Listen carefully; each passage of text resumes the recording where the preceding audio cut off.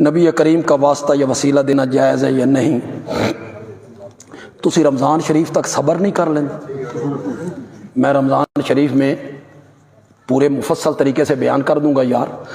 اب اتنا سمجھ لو کہ قرآن نے جتنی دعائیں سکھائیں اور میرے آقا نے جتنی دعائیں سکھائیں، یا جتنی دعائیں آپ کو یاد ہیں، جتنی دعائیں آپ کو یاد ہیں دل میں پڑھ لو ساری. کسی میں واسطے، وسیلے، طفیل، صدقے کا کوئی ذکر. ہر دعا ربنا ربنا ربنا.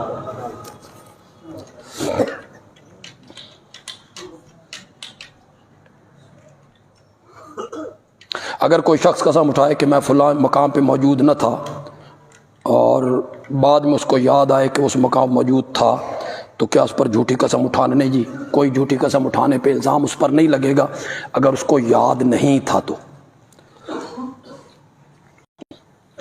پہلے لکھنا سیکھ لو، پھر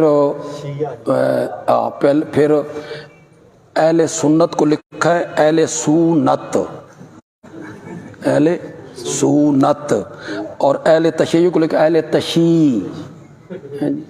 دیکھیں، جو بھی صحابہ کے بارے میں اپنے دل میں بدگمانیاں پالتے ہیں، کسی اہل سنت کو ایسے آدمی کے جنازے میں شامل نہیں ہونا چاہیے.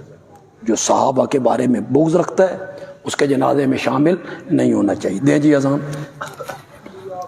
ایک صاحب ہیں جی، وہ کوہاٹ سے